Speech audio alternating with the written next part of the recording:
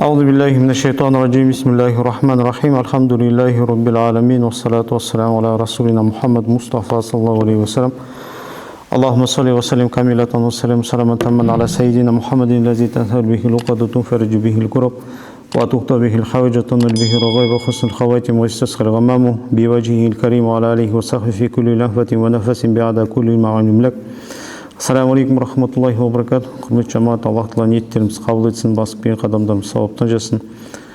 Біз Алланың қалауымен ғафлетте жүргендерді ояту атты дәрісімізді бастаған болатынбыз. Бүгін 3-ші дәріс. Аллахумма алимна ма янфa'на ва анфa'на бима алламтана. Аллах тағала біздерге пайдалы білім берсін, иншалла бізге үйреткеннен пайда алуды нәсіп етсін. Бүгін біздің қозғайтын тақырып қабір азабы және оның қаттылығы жайында болмақ. Пайғамбарымыз саллаллаху алейхи вассалам сахабасы Баро ибн Азиб, Аллах кісіден разы болсын, жеткізген хадисте былай дейді: біз Алла елшісімен саллаллаху алейхи вассалам бірге ансарлардан бір кісінің жаназасына шықтық дейді. Қабірге келдік, ол әлі қазылып бітпеген еді. Сонда Алла елшісі саллаллаху алейхи вассалам отырып, біз де оның айналасына жиналып отырдық дейді.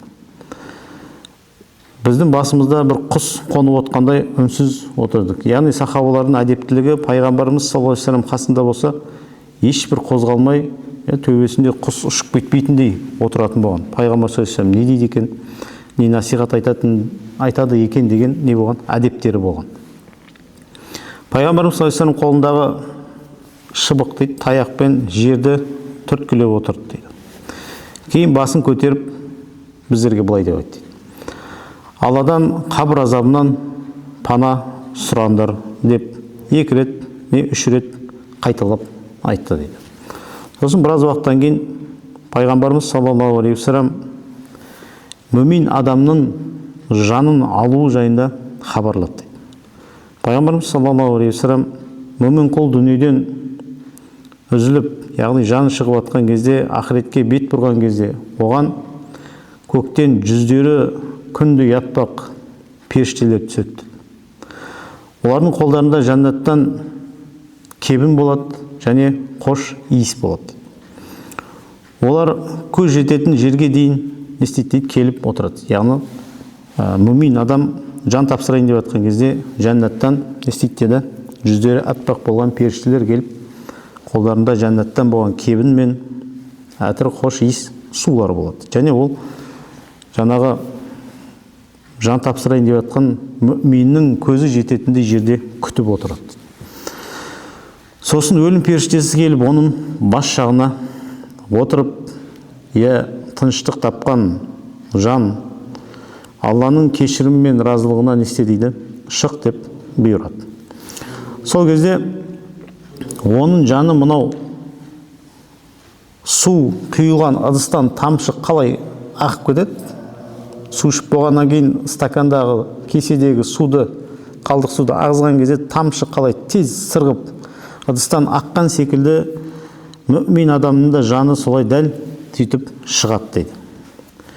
Сосын періштелер оны, жаңа күтіп отқан періштелер жәннаттан келген, мынау кірпік қаққанша дейді, көзді ашып жұмған сәтке жандай, бұл тез болатындығын сипаттап отыр.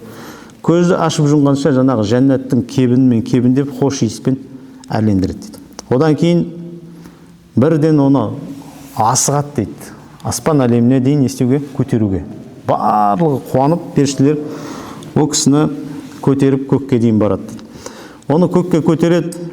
Бір топ періштелердің жанынан өтіп бара жатқан кезде, анау хош иіс, дүниеде болмаған хош иіс аңқып кетеді дейді. Періштелердің өзі, бұл не деген иіс? Бұл қаяқтан шығып жатыр? Не қылған иіс деп сұраған кезде, періштелер дейді, бұл пәленше ұлы түгеншенің жаны. Оны дүниедегі ең жақсы дейді, атақтармен, аттармен мақтап айтады. Осылайша оны бірінші аспанға алып келеді. Аспан қақпаларын ашуды сұрайды. Аспанның өз қақпалары болады, оның қорғайтын не болады? Періштелер болады. Солардан тіпті Жибрил алейхиссаламның өзі рұқсат сұрап не істейді, кіреді. Бұл жерде Жибрил алейхиссаламның оған күші шамасы жетпейді деген нәрсе емес. Бұл жерде Аллах тағала қойып қойған заңдылық несі? Тәртібі. Тіпті үлкен Жибрил алейхиссаламның өзі қақпадан кіруге рұқсат сұрайды. Әрбір аспан періштелер оны келесі аспанға дейін не істеп отырады дейді, шығарып, салып отырады. Осылайша 7-ші аспанға дейін жетеді. Сол кезде дауыс естіледі дейді. Құлымның амал дәптерлерін айлинге жазыңдар, яғни жақсылыққа жазыңдар, және оны қайтадан жерге, өзінің денесіне қайтарыңдар. Расында мен оларды жерден, топырақтан жараттым, және жерге қайтарам, және одан қайтып тірілтем деп Аллах тағала айтады екен. Сонда оның жаны не істейді? Қайтадан періштелер денесіне не істейді? Қабірдегі денесіне қайтып қайтарады. Сол кезде оған екі періште келеді, сұрақ алатын. Қандай періште? Мүнкар, Накір деген екі періште, сұрақ алушы періште келеді. Содан не дейді? Мән раббук, раббың кім?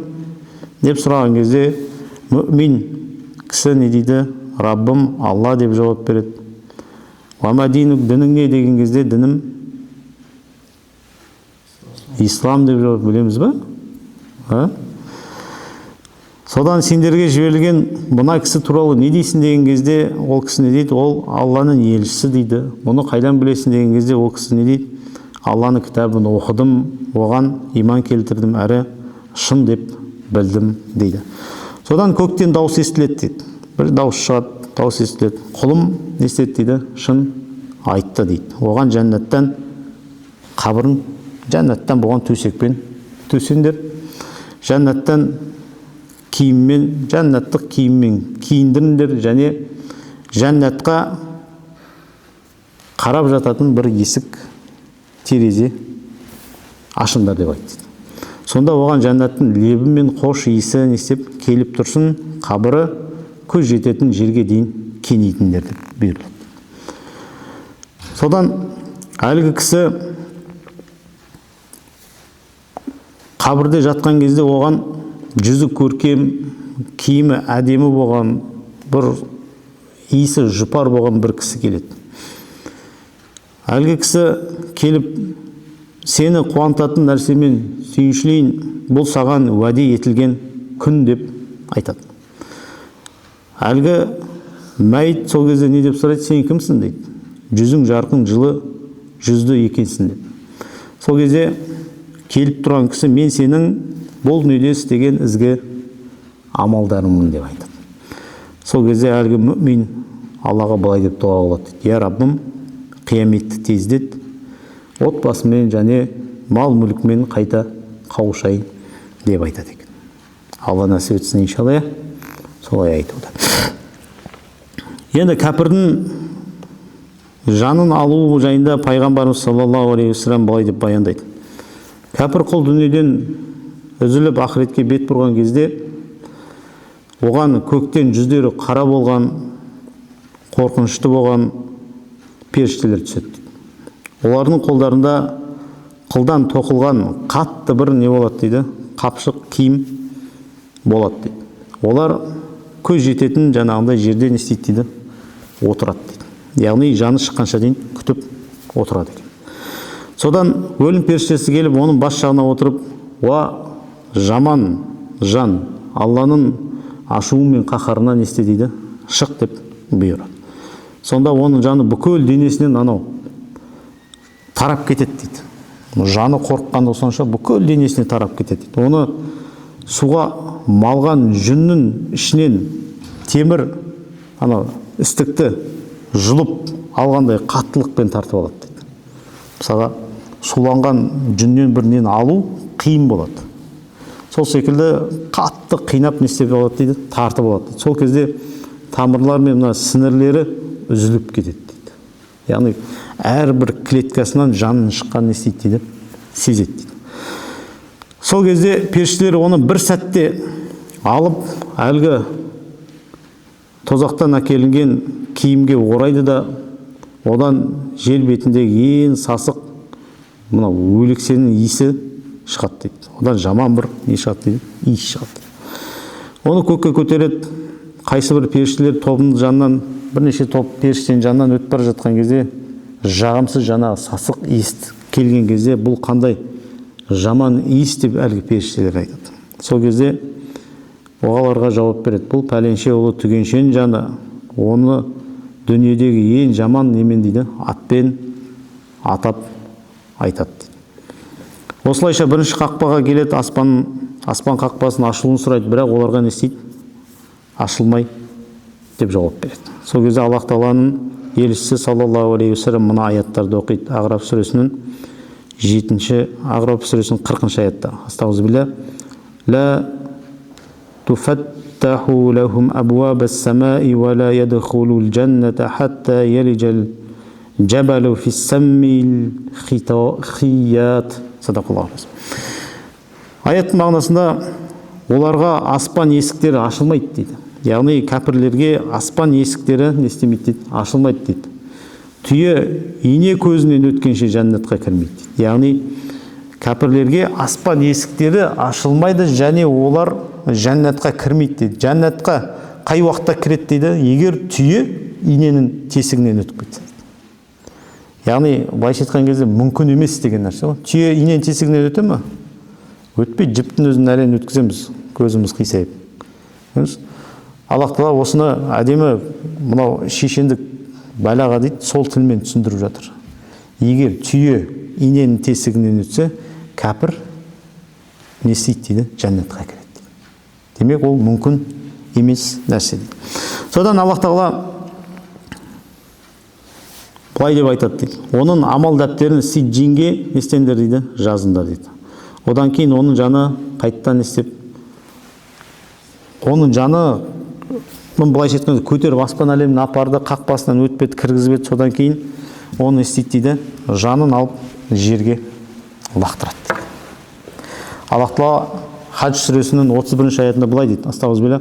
Ва май юшрик биллахи факаннама харра минас самаи фатахфаху тайру ау тахуи бихи риху фи маканин сақин. Садақаллаху.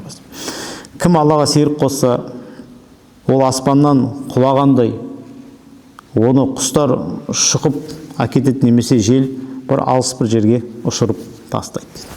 Түсініңіз?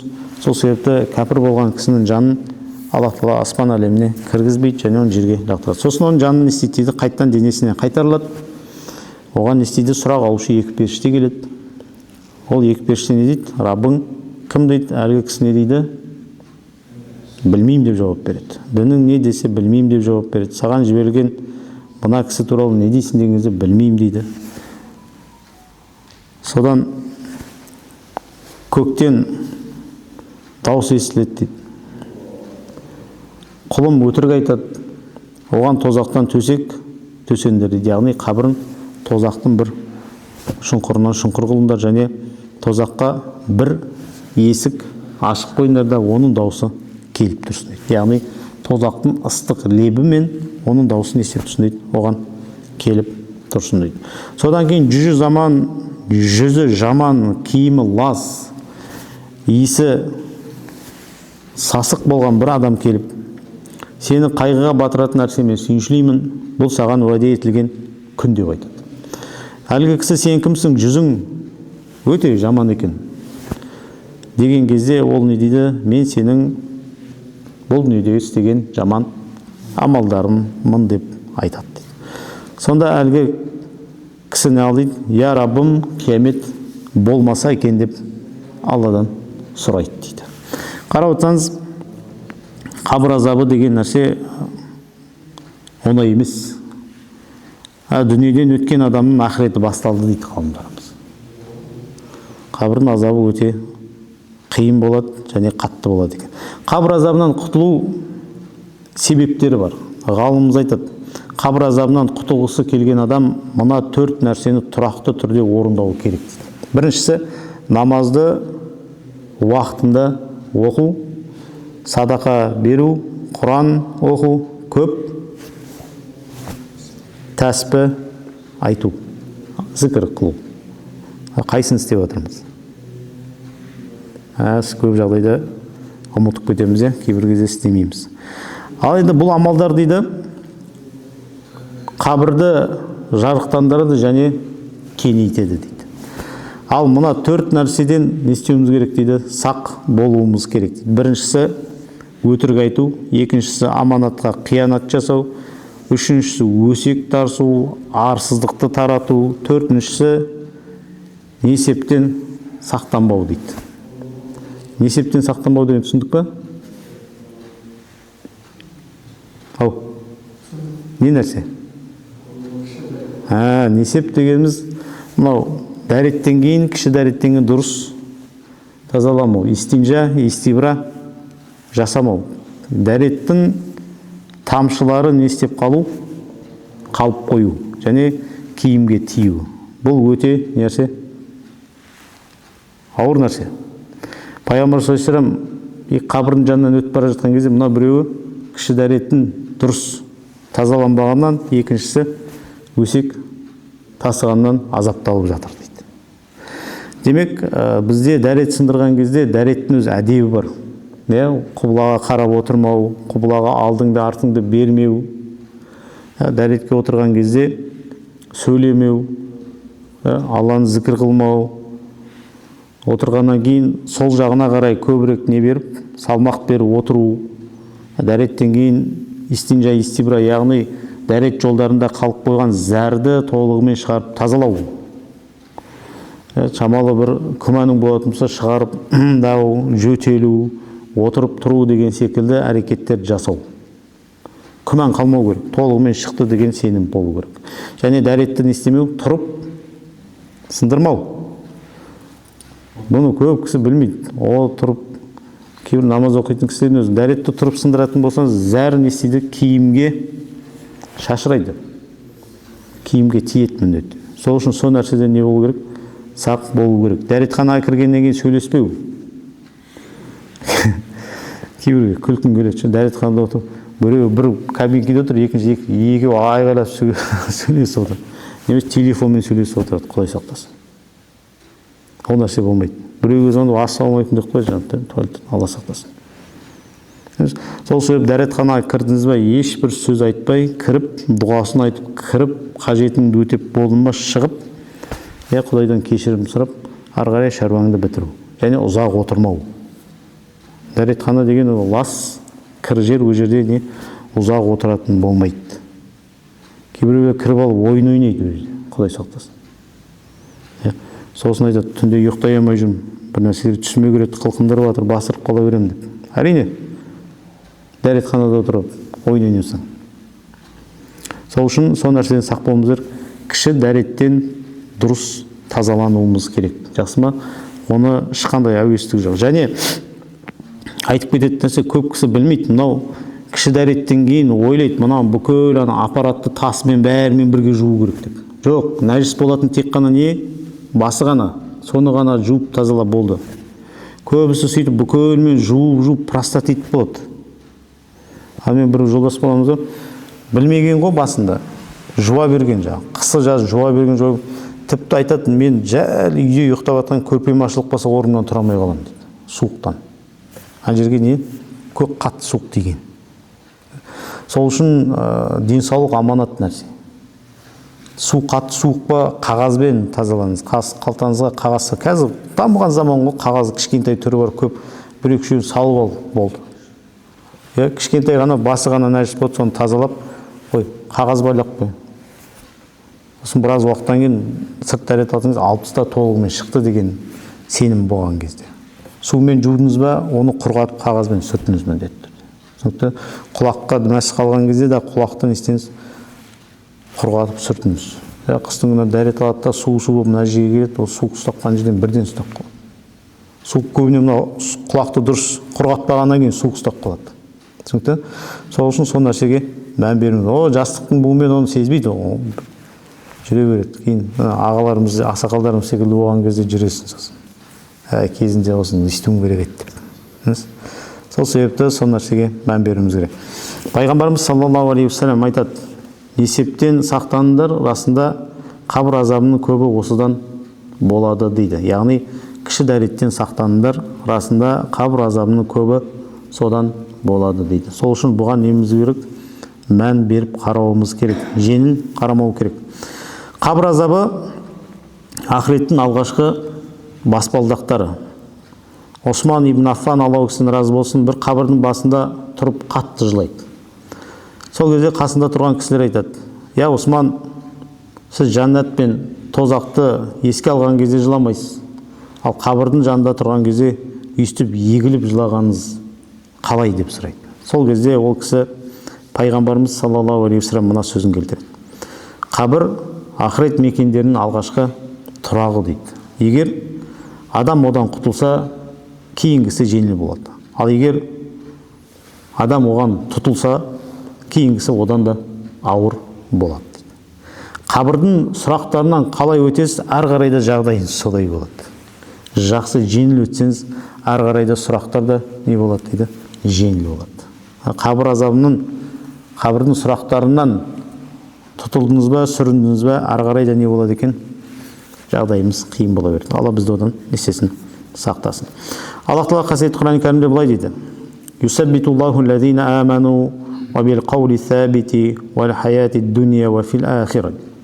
Ибрахим сүресінің 27-ші аятында Алла иман келтіргендер дүние өмірінде де, ақыретте де берік сөзбен нық етеді дейді. Яғни қабір сұрақтарына нағыз иман келтірген адам сүрінбей жауап береді екен.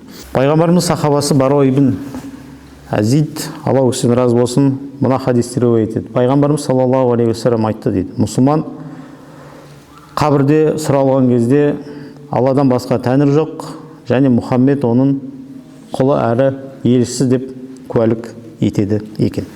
Яғни калима шахадатты жеңіл айтады.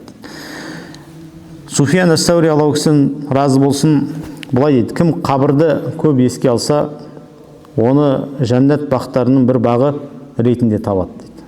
Ал кім одан ғапыл болса, оны тозақ шұңқырларынан бір шұңқыр етіп табады дейді. Али радиаллаху анху, Алла өксін разы болсын, біліңдер дейді, қабір не жәннат бақтарының бір бағы, не тозақ шұңқырларының бір шұңқыры деген.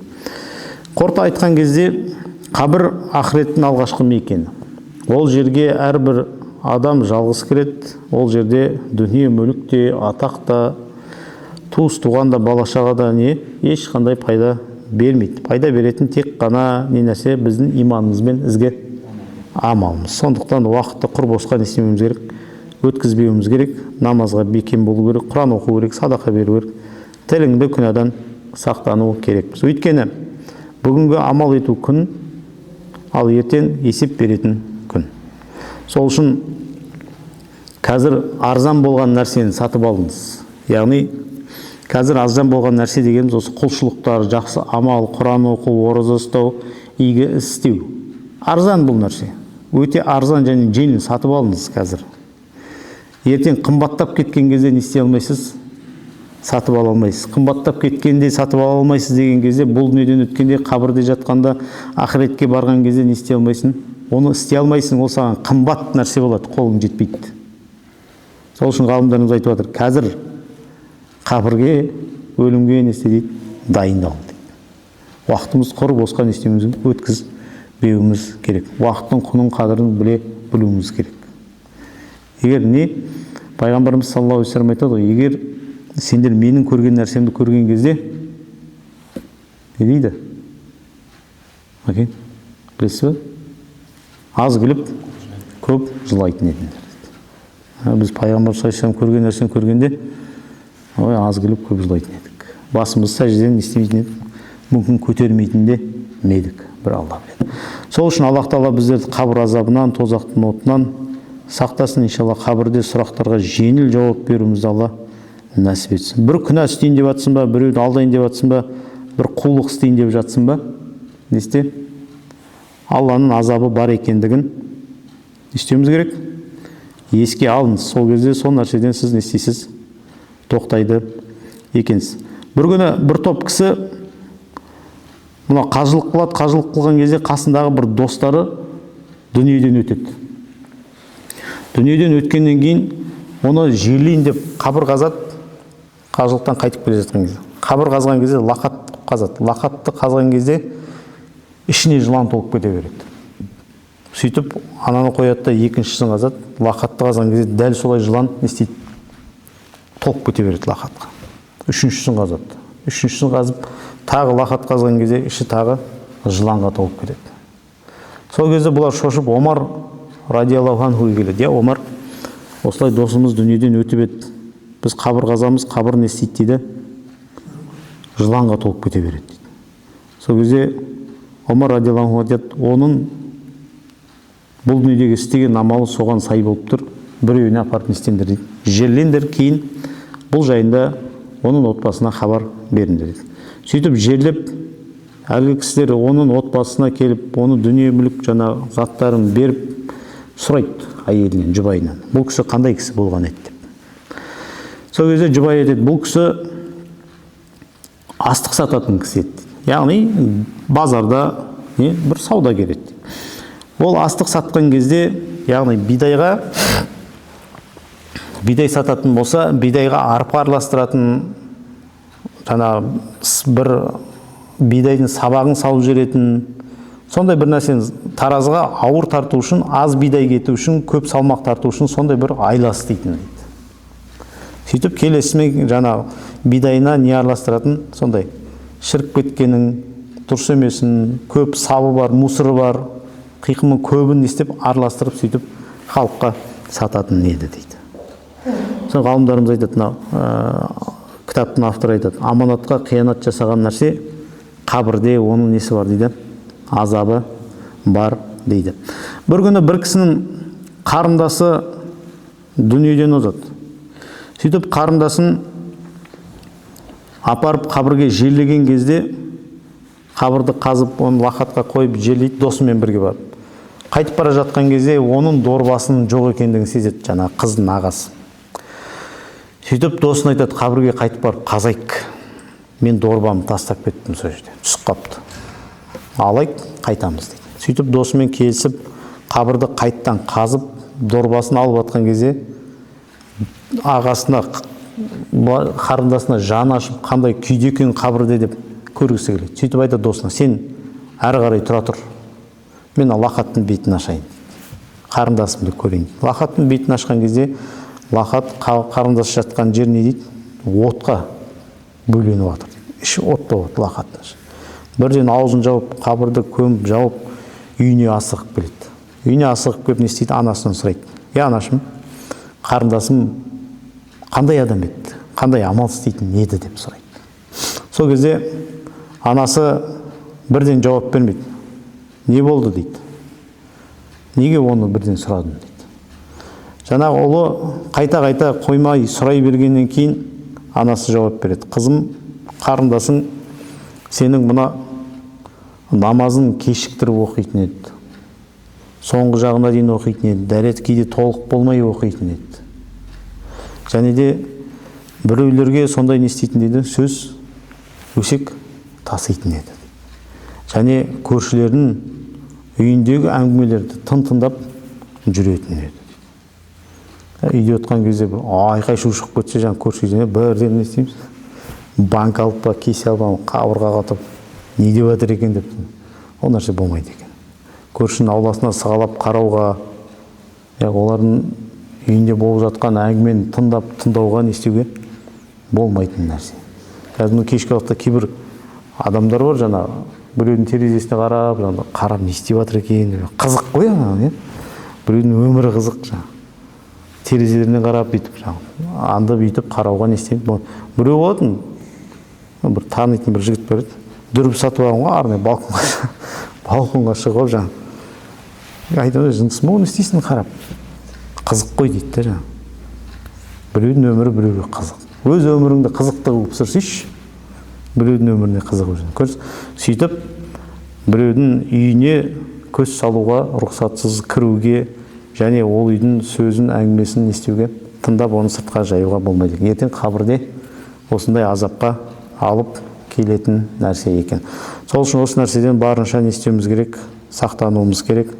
Аллах Тағала иншалла бізді қабір азабынан, тозақ отынан сақтасын. Сұрақ бар ма? Сұрақ? Жаңағы айттыңыз ғой, ұстаз, мүмин адам қайтыс болған кезде, қабірде жатқан кезде Алладан сұрайды, қияметті жақындарша жаңа отбасымен және мал мүлкімен кездесейін. Енді отбасы түсінікті, мал мүлкі. Енді ол берілетін нығметтер ғой жәннаттағы. Жәннатта берілген нығметтерге тез жетейінші деп дұға қылады екен. Басқа? Мәке бар ма сол? Жоқ па? Жақсы, иншалла. Алхамдулиллахи раббил аламин, уассалату уассаламу ала расулина Мұхаммад Мұстафа саллаллаху алейхи ва саллям. Жаратқан Аллахым естіп білгендеріміз амал қылып нәсіп еткейсін. Аллах тағала біздерді қабір азабынан, тозақ отынан Аллахым өзің сақтағайсың. Жаратқан Аллахтан біздің жанымызды разы болған күйде, Аллахым біздерден разы болған күйде алғайсың. Я Раббана Карим, құлшылықтарымызға нық бекем болуды Алла біздерге нәсіп еткейсін. Я Раббым, Аллахым, осы бастаған дәрістеріміз аяғына дейін жеткізу нәсіп ет. Күш-қуат бер, жігер бер, бізге пайдалы білім бер. Я Раббана Карим, Аллахым, осы істеп жатқан игі амалдарымыздың сауабын еселеп жаз. Қияметте де осы дүниеде де соның рахатын көреді Алла өзі нәсіп ет. Жаратқан Аллахым, өзіңнен сұраймыз, тілейміз, өзінің қалаған болды. Саллаллаху аля сайидина Мұхаммад Мұстафа саллаллаху алейхи ва саллям. Алхамдулиллахи раббил аламин. Амин. Алла разы болсын.